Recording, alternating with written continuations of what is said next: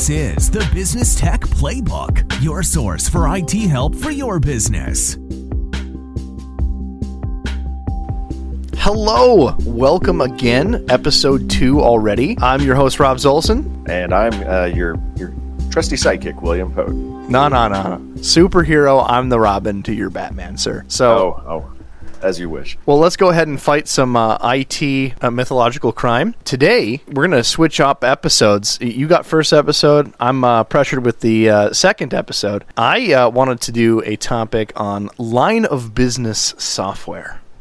I'm pretty pumped. Riveting. Again, if you haven't listened to this podcast before, you don't have to listen in order, although episode 1 is right behind us. Give that a listen. Intention of the entire podcast is that we would go through and talk to business owners, managers, C-level executives, and try to demystify technology. We don't want to have technology soup, and we want to explain IT terms in plain English so you can make better business decisions. So hopefully... So right off the bat, Robbie, I'm going to have to ask you a question. Yes. You kind of threw a verb, or you threw some jargon in there already. And line of business. Line of business app. What does that even mean? Line of business software.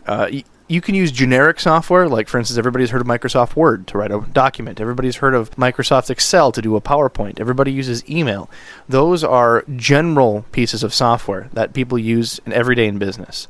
Line of business software is specific software to your business that probably won't be used in other businesses. For instance, McDonald's is using different softwares to manage all of their cookware, orders coming in, completely different than an accountant would using different softwares to manage the bookkeeping. Line of business software is probably the bread and butter to your business, the core cog in the machine to keep it going. I appreciate you kind of explaining that out a little bit more. So when we're talking about line of business software, we like to give some tools, not just to pick it, but understanding how to expand in it, when to move away from certain line of business softwares and find new ones, and just do a deep dive on what to look for when having the conversation of what should I do with my line of business software. I have a few different examples to go over with them as we go along the way. The first thing we got to go over is what meets your needs. If you're picking out a line of business software or you already have one, you have to ask yourself, one, what do I need it to do? I don't care what it has done in the past, what people think it should do. I'm the business executive, so to speak. What in the world why am I paying money for this? Why are we putting time and effort into this software? And what do I expect out of it? I completely agree. The biggest thing that has to matter is, do you understand your own business process? Do you understand the requirements you're trying to fulfill? And are you able to adapt your processes well enough to fit the software you're potentially interviewing? Can it be customized to work effectively for your business? At the end of the day, the more you know your internal kind of process and procedure, the easier it is to go and pick and set requirements for choosing your ERP or your practice management software. There's tons of jargon in the space around it and lots of different ways to deliver a package effectively. So as a non-technical representative, again, we keep putting everything, we'll call it Bob. Bob's the C-level, the business owner, the decision maker. Bob isn't technical. So Bob, at the end of the day, has to make sure that this line of business software, this purchased product, this maintained database has to put out what he expects for his company. So I like to use the Ford analogy, right? Before you made vehicles, then you made a factory to do vehicles faster, and the bottom line was you got a better, more consistent product, you got more of them faster. That was what they were looking for out of their objective. Software's no different, just different than a factory. If you put data in, what do you expect, and what are the more than conveniences? What are you expecting to get out of it versus doing it a manual method? Well, and kind of thinking through those points, like you said, it's building you start with a car, and then you work your way into a factory, and then as you build out the process and the procedure around building a great Model T, as the case might be, as you start mass producing, you actually in that case are able to build a better vehicle. I know that the more you know your own internal process, the easier it is to switch software and or choose the right one. The wheel has been invented forever ago. Why recreate it? So if you're in a certain line of business, do your homework.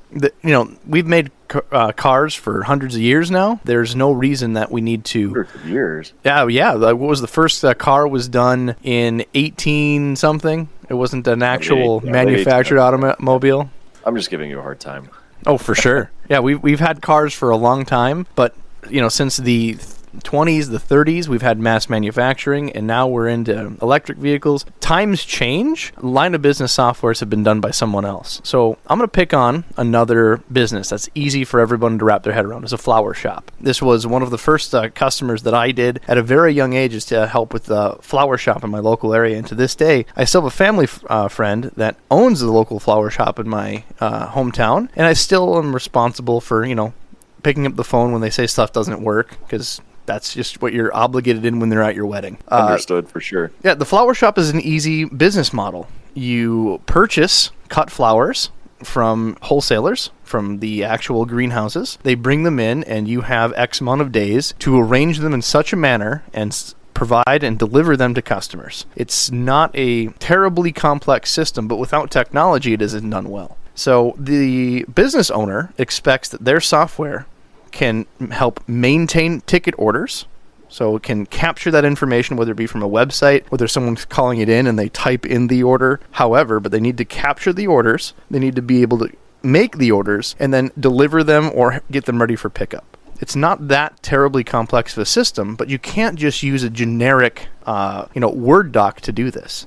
You expect a system to handle and package those orders for you. In that type of situation, are you also expecting the flower shop platform or piece of software to capture inventory and manage that as well, so you know what you need to buy for future orders? That's a great question. If you're a business owner, do you want to manage everything on a separate piece of paper, and then you'll figure out the dead flowers, or shrink as they call it in the business, which ones that you have been selling? Wilt? Huh? Wouldn't flower business be called wilt rather than shrink? Oh, shrink is just any product. It's the generic term. So if you're I know, I'm messing around. Yeah, if you're in a meat locker and you cut off fat from the poundage that you've purchased, that's quote unquote shrink in your business. That's what the everyday semi-accountant term is. So if you bought flowers, you didn't use them, they died, guess what? It's not profit, it's shrink against your business. So yeah, you could have inventory management, you can have orders taken care of. You have to ask yourself, what do you want this line of business software to do for you? In this particular situation, she's most concerned about taking care of orders. She does inventory on her own, which I don't recommend. We're human. We should have software do this stuff for us, because I, again, want to be able to punch out at the end of the day and leave, but that's me. I want to be able to have it take care of the transactions, so I don't just have direct deposit into my account. I don't want to have a separate person handling receipts and invoices and more paper trail. I just want it to be my point of sale. And more things that the person didn't think about when they're first digitizing the business many years ago is, where are those orders going to come from? So people call in with a telephone number. You type it into your computer. There's the order. But how can I ingest better? Maybe something that provides a website where people can order. More importantly, specifically with flower shops, they need the network. So the main juggernaut in the space right now is a product called Teleflora. Teleflora, if you go to like the 1-800-Flowers, telefloral.com, wherever you're looking for online sites to aggregate flowers orders on, that is the place. So if you order from Teleflora, it will find the closest flower shop to you that's able to do that arrangement. So that's what a very common method of a line of business software that people go for. Well, and the other big piece about software in my mind is recognizing that you're having to make an imperfect decision with very imperfect information. But if you understand kind of the goal of what you're trying to do with that software, I mean, ultimately the flower shop's goal was to sell as many flowers as effectively possible, and using a tool to do that. Some of that's having the right shears for cutting, or clippers for cutting flowers, and making sure they have the right vases. And it's also having the right software package allows you to it's a tool, much like that same vase or the clippers. And as you said, since you implemented that initial package probably more than 10 years ago, a lot of stuff has changed. And so that kind of leads into some of the other thoughts around keeping your software under support, getting the updates from the software vendor. So that way, 20 years ago when you were running a flower shop, everything was over the phone. Right. And now the only reason I talked to the florist shop is because I placed an order and they wanted to verify that it was me. I don't call them. I look online, I find the flowers that I want, I press order, and I might have a preferred local florist that I'd start with, but even then, it's probably going back through Teleflora or 1-800-Flowers or something like that. Mm-hmm. What worked 10 or 15 or 20 years ago won't work now. How do you make that progression? Giving examples, so Telefloral is the big conglomerate that connects you to all the different websites, aggregate places to get the orders in. Then there is, we call the, I like to put mom and pop solution for line of business. I'm only giving two. Sure. There's plenty of different flavors of every line of business software, however specific. So I'm only going to use two to compare today. Another one is called Flora Next. Flora Next is an exact competitor to what Telefloral offers. Telefloral, again, offers the database to put your orders in. It allows printing on tickets, so you can simply take the ticket, rip it off, and put it into the floral arrangement and deliver it. It aggregates all of your websites so you can have your own store. Then you can just go directly to whatever flower shop your name is and order direct. And FloraNext, the only thing it does not do is have that big network that Telefloral offers. Less cost. It's a more polished product.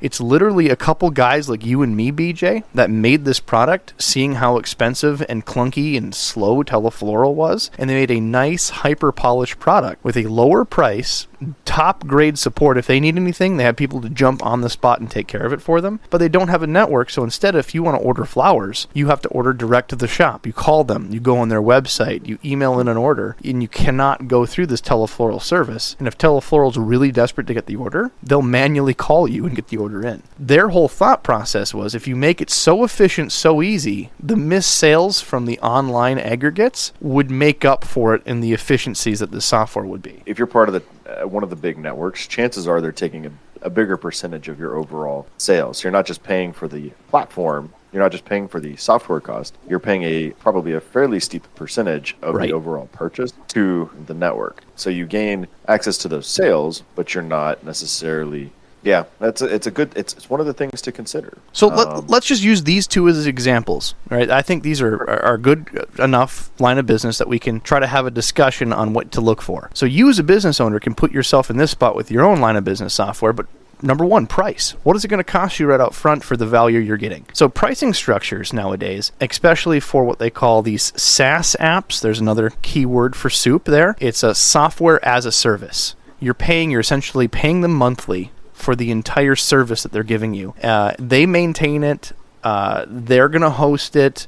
They're going to take care of you, and you just keep paying that monthly fee. That's how most of these line of business softwares are done. And immediately you're thinking, I'd just rather purchase it. Well, purchasing, they're going to just renew it where that license you purchase only lasts, 3 years, X years. You're not getting the full-on support. You're not getting the updates. If you're not paying them on the regular, whether it's quarterly, monthly, it's a portion of your sales that go directly to them, you're most likely not getting the support and all that you need out of your business solution. Right. Well, and that's a good point. And you can still buy perpetual software. And in some cases, it makes a lot of sense because you do, as you did, air quotes, own it. But at the same time, you're likely required to buy some kind of software assurance or the yearly software maintenance. So that way you can stay up to date. Yeah, they're gonna get you either way. So you have to find a price that fits for you. And yeah, well, and sorry, carry on. No, go ahead. And the other point that I wanted to point out was, what type of percentage. So if it's just a monthly fee per user, great. If it's a monthly fee per user, plus we're going to take 5% of your sales, 10%, 30% of your sales, all of that immediately correlates to what value does this bring to me that you're scraping this much away from my business. Oh, absolutely. But again, it goes back to it's understanding the outcome that you're shooting for. And while you may not know all the steps to getting to that outcome, the more you can think about what you would like to do or the processes you're trying to automate, the better off you're going to be. For myself, as an example, we brought on something called an RPA. I know, more alphabet soup, but it's robotic process automation. Effectively, it's a process automation platform that a lot of the enterprise level players have had for 10 plus years, but they're extremely complicated and typically very expensive. And so I saw this as an opportunity for us to automate a lot of what we were doing on the regular at our company. But then something I've begun to realize is you can't automate a process if you don't have a process. I've been talking to one of our engineers who's really well versed in that process automation, but if you don't know what you actually want it to do, and can walk through a repeatable set of steps, you can't automate it. It's just not even an option. Yeah, so let's paint out that, and for the flower shop, they take a pen, right? They grab a notebook, they write down the order, they have to go in the back and see if they have the flowers. All of this takes time. They come back, they quote the customer, the customer goes for it, they have to call up the delivery guy to make sure the flowers get delivered. You have to go arrange it. How much of this process could the software do for you? Well, it could handle the whole order. It could make sure that you had the flowers on hand because you're doing proper inventory. It could have really saved that entire one order X hours, which is real money. If you're not sitting there doing ROI, a investment strategy on your time, how much time can it save? How many dollars does that mean? Then you really can't associate anything against cost. So for that flower shop, you're looking at a couple hours saved on a handful of orders. Well, and that's exactly it. And they may not realize that's what's happening in the scheme of things when they make that decision to roll with the flower software. But at the same time, that's kind of the outcome. If the outcome goal is I want a smooth running process, I want my customers to be able to order from me online. I would like for it to know that I have these in order, display out of order online if it's not integrated. If we don't have it in stock and we can't deliver it, we don't have slots. Hey, it's Mother's Day. You should have ordered this 2 weeks ago versus the day before. You probably have a basic vision in your head, but the more you can kind of flesh out what you're looking for and the fact that you can kind of tweak your way there. Again, it goes back to the more you can think of the outcome you're looking for, the easier it is to choose, the software package that you're looking to use. So the next thing that you want to look at for line of business software is integrations. If you have other softwares, great. How does that mesh into the one that you're purchasing? So the one that's most common, even for the smallest business, is whatever I'm using, does that integrate with simple thing like QuickBooks? Is my accountant going to be able to accept the number reports out of the system? Simple integrations that you may not think is necessary, but if they have it, means every bit of monetary sense that you can make, because then you're stopping the human interaction of taking one database, manually entering it into another that you're going to have to do. Exactly. I mean, that's one of the big reasons why we use kind of like our main ticketing platform is because is it the best one out there? Maybe not. Like there's a couple that are coming out that are, I think, pretty amazing. But at the end of the day, it's still the 800-pound gorilla of integrations. And anyone that builds a tool for our industry is going to start with a tool we use. And so it's kind of like the flower shop. They probably are using QuickBooks Desktop or QuickBooks Online, which is a very common accounting package, unless Teleflora or Flora Next happen to have a accounting package baked into them, which they probably don't. Or if I think Flora Next does, and Telefloral doesn't.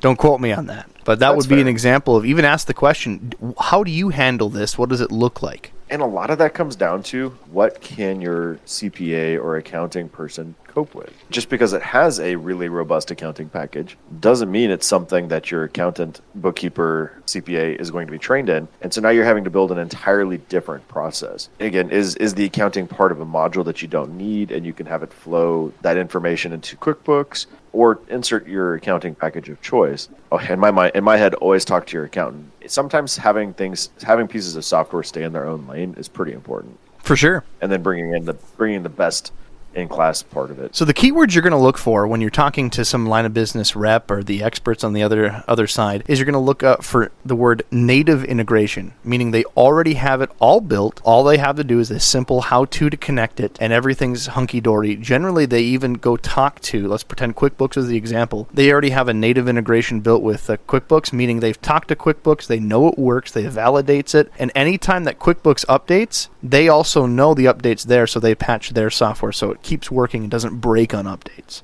That's what you're going to look for in integration. If they say we have things called API, Application Programming Interface is what that stands for. It's essentially think about it as you're trying to hook up a trailer on your truck. A native integration would be a ball hitch.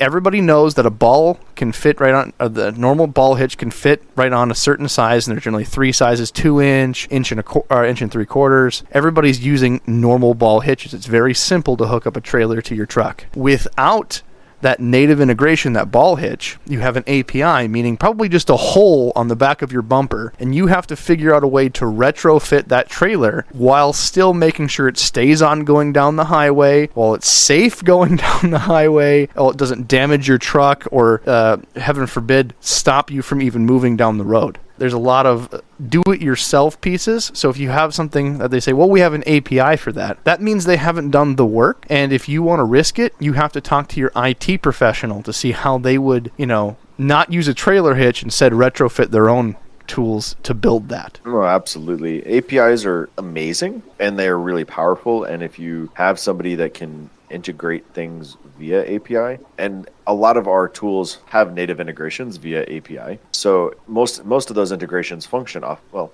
literally everything in the world functions off some form of API. Like everything inside of Windows, and it's literally everything. That being said, if you have to build it yourself, count on having to repair it at some point. Yeah, if you're going to make your own, just going back to the truck analogy, they just had a hole in the truck and you figured out some way to retrofit your trailer to that truck. Well, when the trailer updates and puts on a new hitch, you're not going to be ready for that. Now you're going to have to re-retrofit your truck for the next trailer update. That's the best way I can explain it. There's just more work, more effort, and more ROI to be measured. So if there's native integration, perfect. Trust that and then go on their support. If there isn't and they start talking about APIs and they can do it, know that this is what they're asking and you need to talk to your IT people before moving forward. Well, again, it goes back to it's understanding kind of the outcome that you're looking for. And like we're changing out our main line of business app. So it's the heart that runs our business. When you're changing that out, you need to understand, is it going to have to integrate with other vendors? Is it going to need to integrate with clients? Do you need to integrate it with your financial package or accounting package? Do you need to integrate it with your warehouse platform, with your inventory? There's a lot of different pieces that kind of all tie together. And so the more you understand like your existing integrations or your existing needs, the better you can scope your requirements and find the package that's going to work right for you. So for instance, Florinex specific, do they have text messages? If someone's going to order flowers, I'd like to have, that text message saying that it was delivered successfully. Well, if that's not native in your program, what can it integrate with? Can it integrate with Trello, which is a text messaging app for business? So you can send the customer, the order has been delivered. Thank you again. Please shop with us. Something simple like that. Again, we're just trying to pick on the example given because line of business software is truly as unique as a snowflake. Every different type of business has their own, and there's Baskin-Robbins flavors for every business. Well, I mean, I didn't know last week or until our last podcast that there was a trash platform or trash flow, and I have that as a future example that we'll talk about today. It totally makes sense. I hadn't even thought about there being such a thing.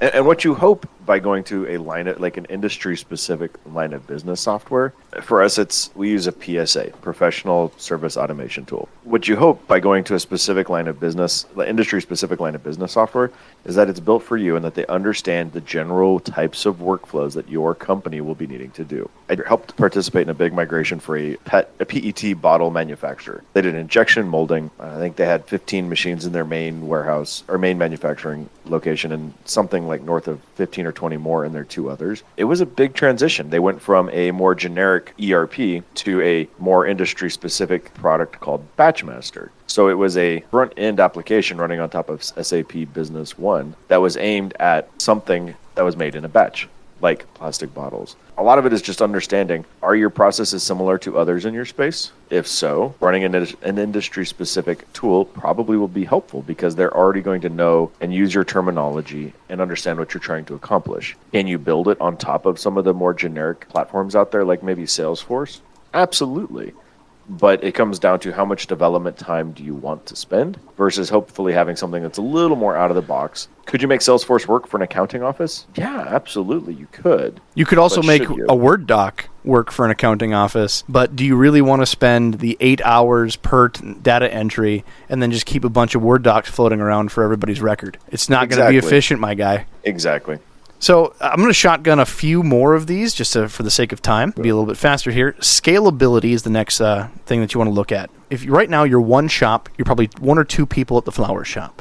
How's that going to look like when you have 8 people? 10 people, 3 locations. How is that going to scale? And he's like, I don't have to worry about that right now. It'll be tomorrow's problem. Well, if you have a database of 5, 6, 7, 8 years of customers and orders, and you're stuck in that solution, moving that solution to someone that can handle 3 locations, 20 employees, is going to cost you so much more because you didn't choose the correct program that can scale with you. Can't even explain. Certain businesses actually can't scale just because of the cost of moving over to a platform. That is a hurdle I don't want any business to have. The only thing that I want to hear a business owner, especially some, Main Street entrepreneur, is that, I don't have staff. I'm out of product. The last thing I want to hear is my software sucks. And all of those things are valid reasons why you'd have struggles. But at the end of the day, I hate kind of harping on outcomes you don't want to be limited by not having thought about it a little bit. I know 5 or 6 years ago when we switched to our current PSA, I wanted to be on like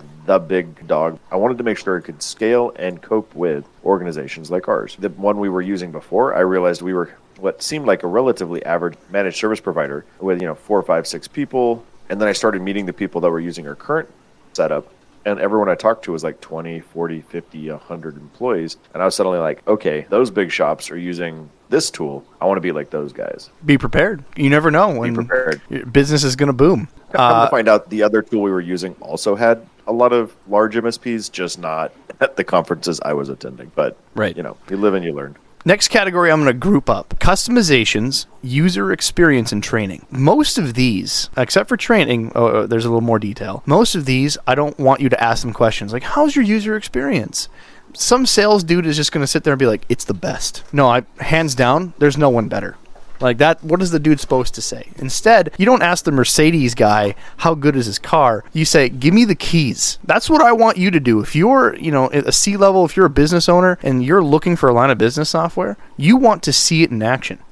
Ask them for a demo. Ask them for a login to a, demonstration environment. If not, and they don't provide that, ask them point blank, do you have a friendly customer that I could travel another state to contact over the phone and see how they're using it and look at it? You won't know how the software works for you unless you put yourself in the driver's seat. You don't know how you're going to fit in that Camry unless you have the keys in your hand. So customizations and user experience, drive it. Try before you buy. And if they don't, skip that company. They don't want your money enough, and they're hiding something on purpose. I've seen that time and time again. And to me, that also depends a bit on scale and what the platform is based on. Absolutely. Is it cloud-based? Is it premise-based? Premise means on-site, hosted on a server that you manage. Software as a service, SaaS, typically means it's hosted in somebody else's data center, and they are giving you something you can access via a browser. But if they have an excuse where, I'm sorry, it's only locally hosted, we don't have a demo to give you. I don't care. You locally host something. We'll figure it out. Bring a demo. Bring it in my office if you have to. If you want my money, right. Come get it. Earn it. Don't let those hurdles try to overcomplicate you so they can hide something. Well, and in these demos, it really helps if you send over your processes that you're trying to replicate ahead of time, so that way the sales agent or the sales engineers know what you're actually trying to do, and then make them show you how your process works. And don't be afraid to ask for the sales engineer. There's a different title. A salesperson introduces you and builds the relationship, and they're your point of contact. The sales engineer is an expert in the product and can answer technical questions. So when you're sitting there and you're test driving, you want that sales engineer there. You don't want a sales guy telling you, I'm sorry, I don't really know how to answer this. I'll get back to you. Nope. I want the sales engineer there to be like, no, just click here, here, here, and then boom, there it is. That's what you're looking for. And something else, especially with SaaS, software as a service applications, one thing that is, if there's something critical that's missing, unless it's in the platform and they can show it to you, don't believe it will ever exist. Yep. If it's not there now, we're going to do that in 3 months. It could be 3 years. Don't believe those promises. It'll likely be 3 years. I've spent way too much time on the other side of feature request forums or feature request sites. So a feature request is where there's a piece of, a feature or a function that you would like inside the application for somebody to create. Unfortunately, what you often see is that a lot of these feature requests go and just kind of die in a feature request. I can't speak today. It goes to a graveyard effectively. Where it goes to a list. It goes to a list and people might get to it. But too often, people aren't rapidly developing the software because it's working well enough. And so if it's not something it can do today, don't believe that it will ever exist, in my personal opinion. Let's do something hyper simplistic and more tangible so you can think about it. Flower shop owner wants to put in normally she sells vases, arrangements, all that. She wants to put chocolates in. It's a completely separate category. There's no chocolate add-on in the system. Is there a way that she could manually on her own add chocolate? Or is that something on the back end that suddenly they have to have an entire chocolate module for? Well, we're going to put in a request. We'll get that for you 4 weeks after you buy the product. We promise. Then it goes in a list. They ignore it. They already have your pen on paper. And there's no motivation for them. So the only, I'll say, real caveat to not, if you do sign with that promise, get it in writing. Mm-hmm.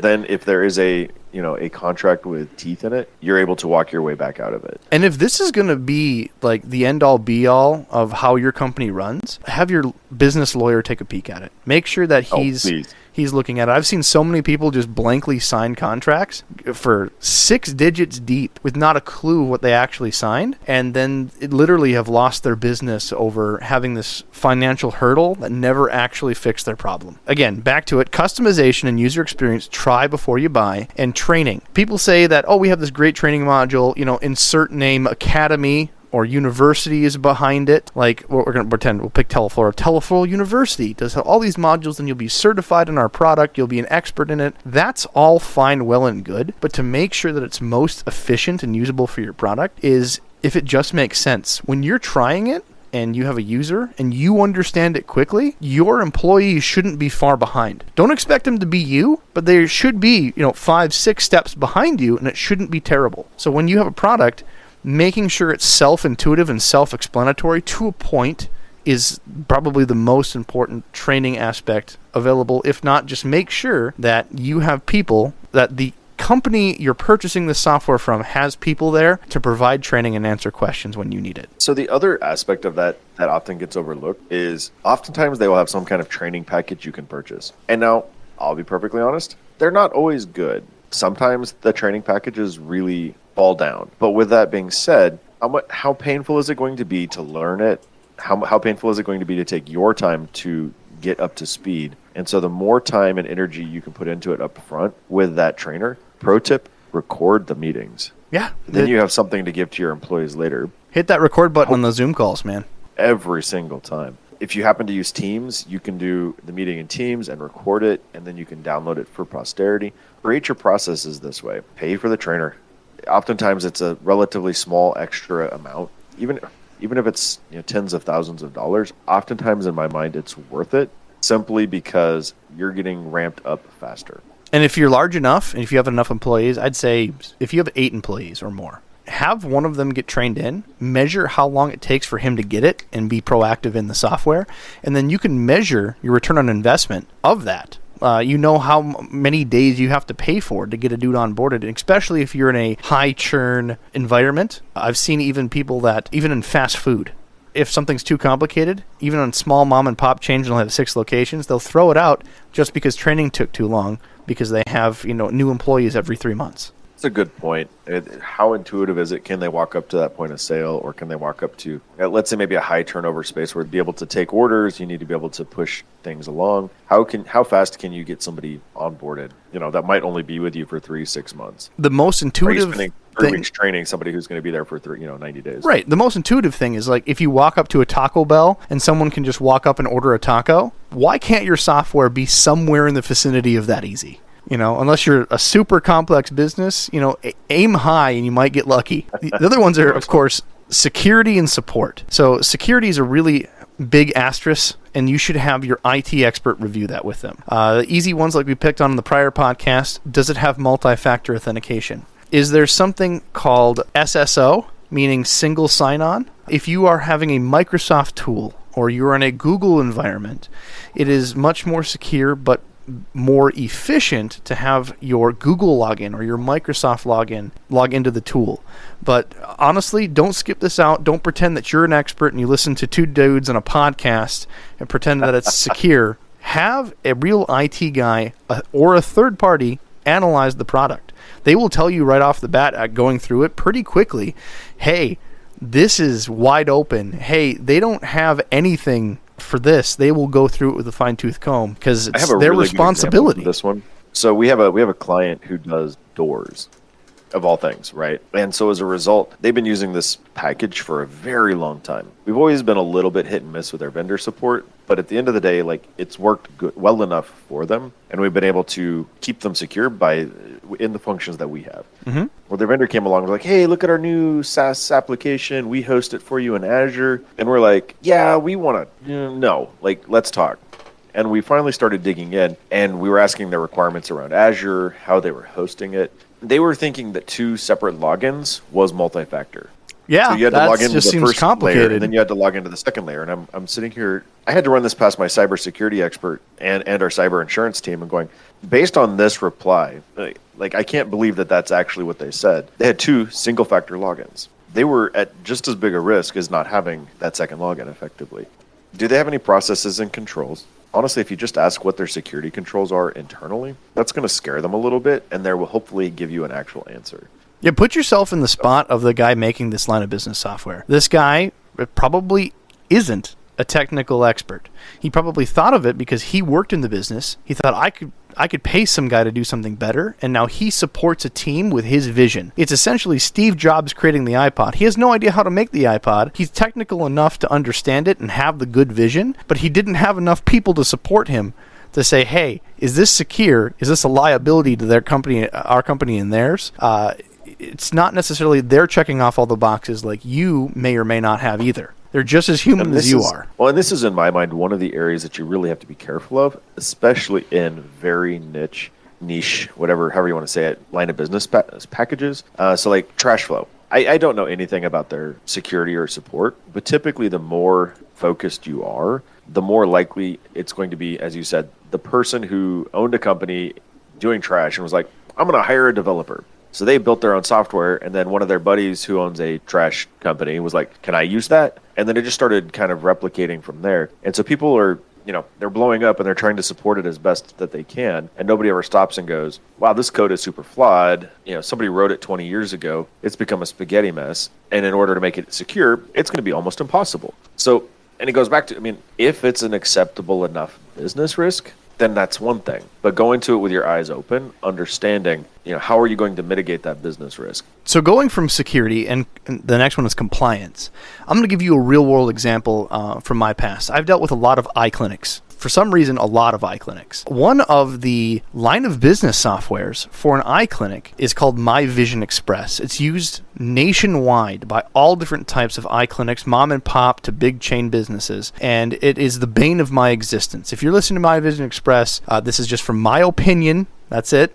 Not a fan of the software for all the teams that I've had to support it on. My Vision Express, they are one of the older tools out there, so they had it locally hosted. So if you had a dental office, you had a box in the back room in your closet that would host all of the company records. And the next topic, compliance. I'm a dentist's office. I have to be HIPAA compliant. HIPAA is a compliance that is affecting everybody in the United States, that if you have any medical record with your name or any personal information, that legally has to be protected. It has to be done through an entire HIPAA compliance certification, and there's a way of going about making sure that doesn't get out to anybody, and certain standards it has to follow along with. This particular company followed suit, but it's a very old program. It's a old SQL database. It's very buggy. Every patch that comes out breaks something or some other integration it had, like Adobe. The downtime was ridiculous. The amount of time to put data into the program is really high, and it's extremely expensive. For the particular eye clinics that I worked with at once upon a time, they moved and said, hey, we're going to go and turn this program that you pay us licensing yearly for, and we're going to turn it to a SaaS application. That's software as a service that we talked about, and move it to the cloud. No longer will you have to spend 5 digits deep on a box that sits in your closet. We will provide that for you and put it in the cloud. Well, some people got out their pens and said, yep, sounds good. Here's the money. Let's go do this. Without any security investigation, talking to any of their IT teams, and a good majority of the My Vision Express customers moved from that box in the closet to the cloud, and within, I think, a 2-year time frame, they got ransomed 4 times. We're talking some of them were 10, 11 days per location down. And the only reason I got this is not because they made out some public statement, is because they had a network of people, customers, these vision shops, optometry centers, that I would literally pick up the phone and talk to and says, nope, this is what's showing on my computer screen. And it all came from that direction. Nightmare. No one vetted it. There was simple processes that could have been seen. You just don't know. And so something to really consider is there's multiple ways to do things, right? So what it sounds like is they just lifted and shifted their existing platforms to an infrastructure farm. So they had all the servers, all those 5-figure boxes in their data center, and they were letting you connect to those boxes, and they were maintaining it. So in some ways, it centralized it for their support. It made it easier for their support. Probably made it more sluggish and laggy for the optometry offices. Absolutely. There's a couple of different ways to achieve things. So you can take any line of business application, FAT or otherwise. So when I say FAT application, I'm meaning an installed local application that connects likely back to some kind of installed local server. So you have a QuickBooks database running on a server in your office, and you have QuickBooks installed on your machine. That's a FAT application. A SaaS application to me is something inside of Chrome or Edge where you can access it completely in the browser. So what happened a lot, especially 10 or so years ago, was a lot of people are like, hey, the cloud, it's the thing. They took that FAT application, and instead of converting it to something you could access simply through the browser, they just took the entire thing and put it into their data center. And unfortunately, there was probably some pretty severe lacking of controls because they're software guys or developers, and you got to have developers. Like, they're great people. But what happens is oftentimes they're not thinking through the infrastructure problems. They're not thinking through the security problems. They're not typically traditional IT folks, but they're trying to make their life easier by moving all of their applications from your premise to theirs, so that way they can update things at their leisure, if you will. Right. And so, I don't know, there's nothing necessarily wrong with a legacy piece of software or a FAT application in the right circumstance. Don't be the first guy to try something. You know, if they're going to offer SaaS to you, ask, hey, I want to talk to some customers that tried it, and I want to hear what they say. Is it faster? Is it going to do something for me? Is it just a cost savings? Which, don't get me wrong, that could be business case enough. But you want to make sure it's stable and it's working for someone else as well. If they're not willing to share a friendly customer, it's a sign they probably don't have a lot of them. And just honestly, go to your industry events and ask around. Yeah, like that makes a big difference too. I mean, do the shoulder tap. Hey, you're an optometrist. Are you using this? And just start asking questions. And you beat me to the punch. Yeah. Hey, I do my best. You're usually leading things really well. I mean, you're always leading things well. Oh, you stop it. Oh, I know. No, that's literally what happened with this customer. They complained about My Vision Express. They didn't want to move to the cloud based upon our recommendation and seeing other customers move to the cloud and have issues and downtime and sluggishness. They were just done with the 35% increases, whatever, yearly, bi-yearly, whatever the contract was, and they wanted to go somewhere else. And I'm like, so what do you recommend? I'm like, I'm an IT expert. That does not mean I'm an expert in your line of business software. I am a IT generalist. I've seen software. I know how software works. I don't know about your software. And he just so happened, I said, are you going to a conference? Yes. Ask those people. Ask some of your peers. Go walk around. Get a survey. Ask, hey, what are you using? Are you liking it? I guarantee that you'll have a little focus group in the corner of your conference and people will start smiling. They came back with a solution that I've never heard before. I think it was Revolution EHR. They had an integration to take My Vision Express data, move it over. It was all HIPAA compliant. And that worked for that particular customer. But again, everybody's needs are different. I'm not saying that that's suddenly the magic product. I'm saying that they did the homework. They talked to their peers and they knew why they were happy and they were honest about the things that were wrong. And honestly, that's how I source almost everything internally nowadays. Partly I stay really up to date in our space, but then I have a fairly connected group of peers online who I run a ton of things past because it's the best way to get an unbiased look at the software, and it always astonishes me how many different pieces of software out there you can use to run your business. Like you talk to the average MSP, what does that even look like? And you could have 50 different answers on what are they using to do ticketing? What are they using for security? There is no straight path. But again, it goes back to, do you understand what you're trying to do?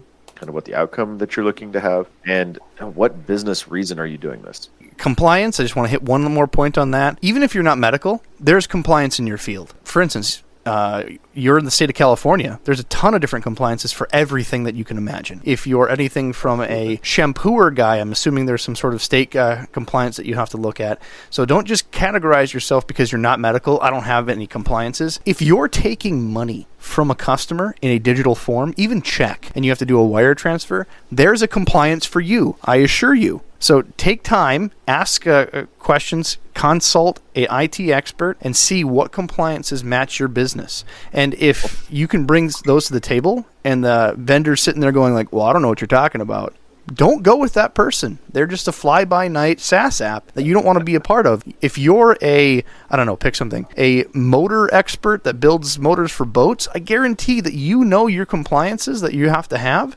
Mention that to your line of business people. A lot of that goes back to understanding and knowing your space and what applies to you.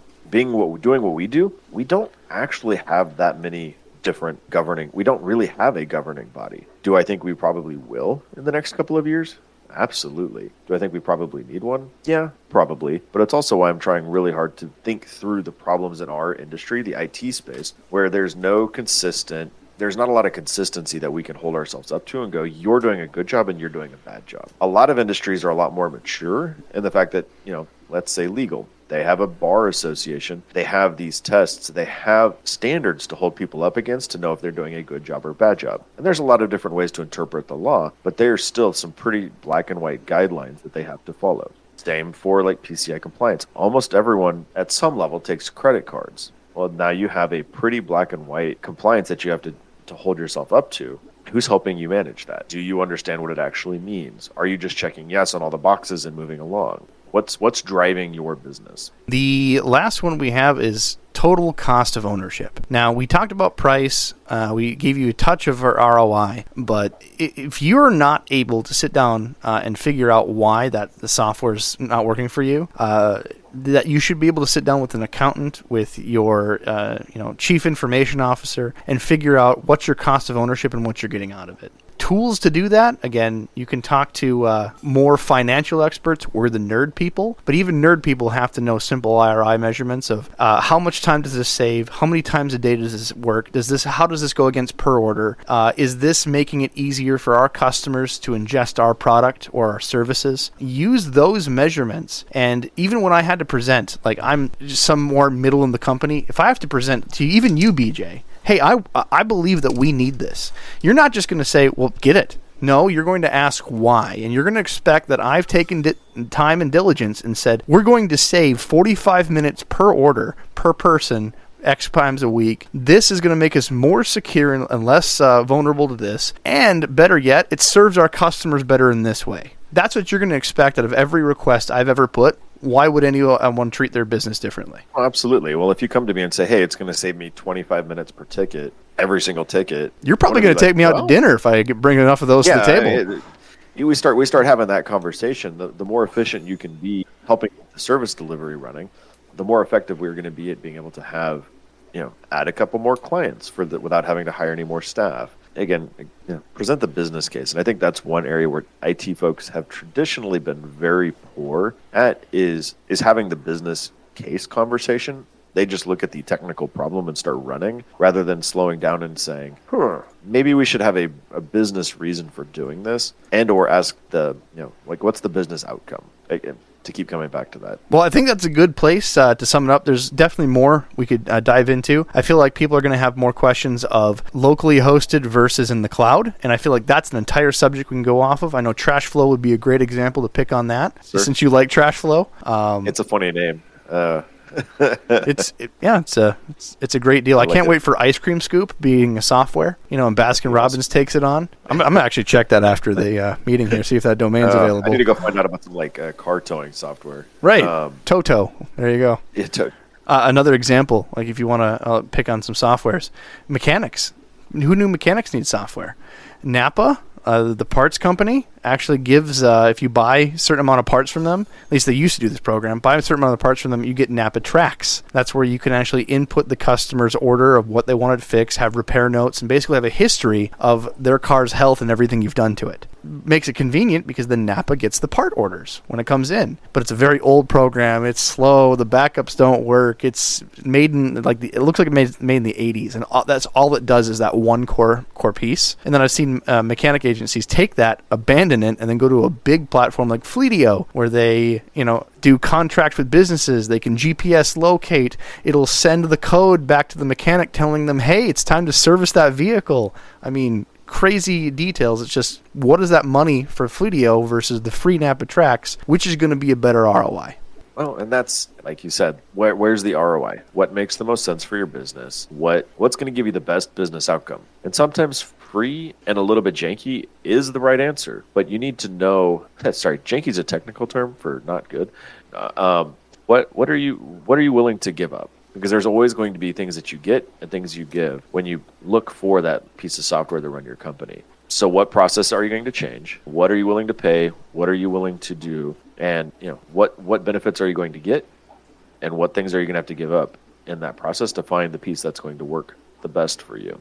So these are some points to help you with these conversations you're going to have inevitably in your business. Talk to your IT professional. If you don't have one internally, find an MSP. If not, contact us. We can have a conversation with you, and those questions will help bring more to the podcast. If you are listening to the podcast, please like and subscribe.